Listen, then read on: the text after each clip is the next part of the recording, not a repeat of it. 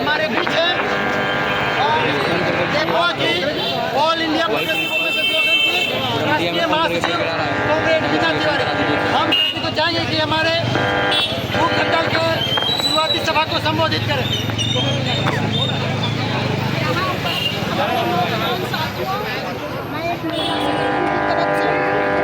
और आज जो छात्र नौजवान हमारे बच्चे पूरे देश में आंदोलन कर रहे हैं, लड़ रहे हैं, इस बिहार में भी हम लोग देख रहे हैं कि एक तरफ बीपीएससी के एग्जाम में जिस तरह का भ्रष्टाचार हुआ, यहाँ लगातार छात्र जो हैं वो आंदोलन कर रहे हैं, अनशन में भी बैठे हुए हैं 17-18 दिनों से।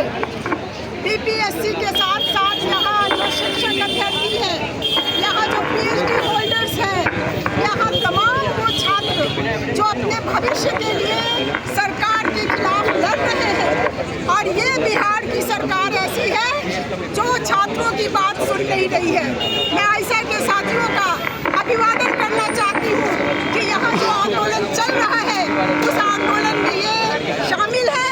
और आज से हमारे ये 3 साथी इस पूरे आंदोलन को, यहाँ जो तमाम छात्रों का आंदोलन चल रहा है, उन सभी आंदोलनों को ताकत देने के लिए, आंदोलनों के साथ एकजुटता दिखाने के लिए आज ये 3 छात्र यहाँ पर बैठे हुए हैं। और मैं महिलाओं की तरफ से इनका अभिनंदन करने आई हूँ। मैं ये कहना चाहती हूँ कि यही मिथिलेश तिवारी है शिक्षा मंत्री, जिन्होंने कहा था कि लड़कियों को एजुकेशन की क्या जरूरत है। जब लाठियाँ चलाई गई थी, जब छात्रों पर दमन हुआ था और उस पर आप ही पत्रकार बंधुओं ने जब सवाल पूछा था, तो मिथिलेश तिवारी ने कहा था कि एजुकेशन की जरूरत नहीं है। लेकिन जो शिक्षा मंत्री है, उस शिक्षा मंत्री से हम कहना चाहते हैं कि आज ये एजुकेशन बढ़ रहा है। इस एजुकेशन की आवाज़ को आपको सुनना होगा। आपने मजबूर किया है हमारे बच्चों को सड़क पर बैठने के लिए, आपने मजबूर किया है छात्रों को धरना देने के लिए, आपने मजबूर किया है छात्रों को अनशन पर बैठने के लिए। और यहाँ बड़ी संख्या में लड़कियाँ भी शामिल हैं, अनशन पे भी लड़कियाँ बैठी हुई हैं। पहले से भी एक अनशन पे बैठी हुई है छात्रा, आज यहाँ आयशा की भी एक छात्रा अनशन पे बैठी हुई है। तो ये जो छात्र लड़ रहे हैं, सम्राट चौधरी, आप इनकी बात सुनिए।